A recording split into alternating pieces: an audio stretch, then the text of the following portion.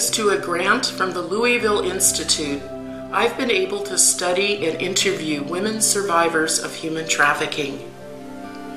And what I found surprised me.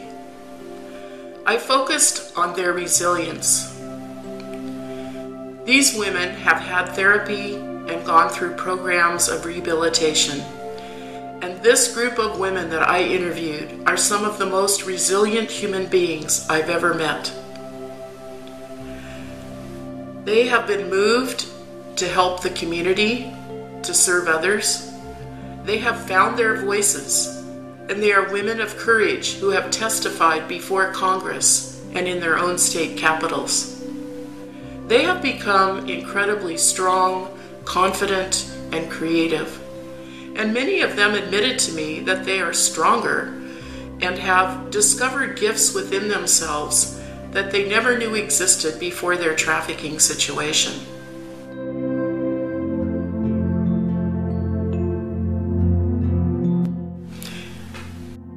Their names and locations had to be kept confidential for their own safety and for legal concerns. But thank God I was able to get access to at least 30 women at this point to find out what were the sources of their own resilience. And in interviewing them, I was quite surprised, and there were several discoveries. First of all, something happened in those interviews. I know that a psychologist might point to transference or countertransference dynamics, but there was something much more profound going on there.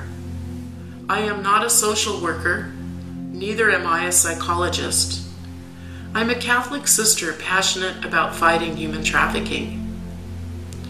And what I discovered in the interviews was a deep connection and bond that led to trust.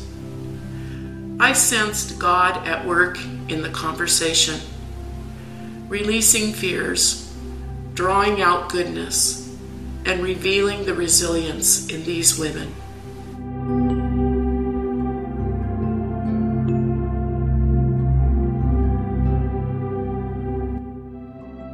In this series of videos, I'm going to discuss the sources of resilience that these women found for their post-traumatic growth.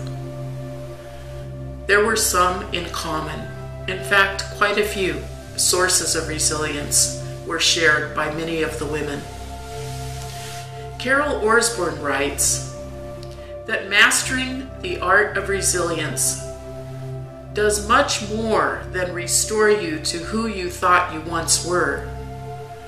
Rather, you emerge from the experience transformed into a truer expression of who you were really meant to be.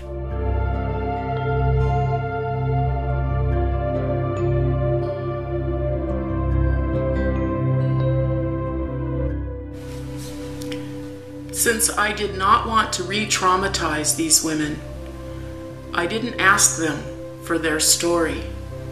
Instead, I focused on their healing and what helped them to become resilient.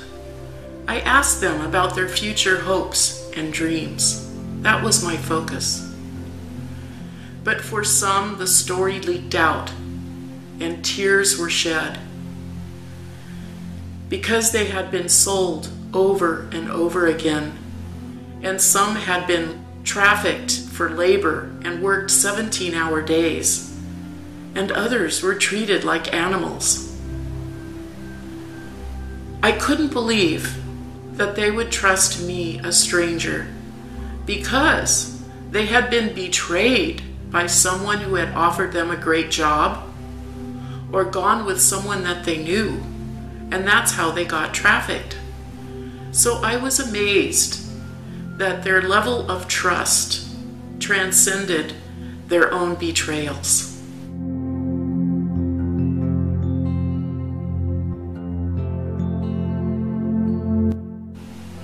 I would like to thank the women survivors for their transparency and openness, for their self-disclosure. You know who you are, and I'm very grateful to you. Last year, UCLA School of Law offered 2 days on human trafficking. The first panel had women survivors who are now lawyers, psychologists, CEOs, and one doctor. What enables a woman who has survived the horror of human trafficking to become so accomplished and successful?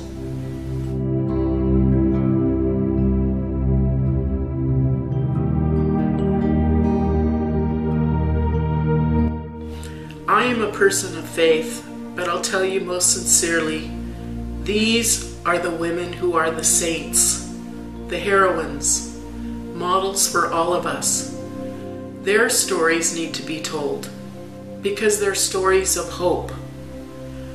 Yes, they have relapses. PTSD rears its symptomatic head, but they regroup, they heal, and trust me, their bad days are worse than any of ours. Another discovery I made was that they still believe in the goodness of people.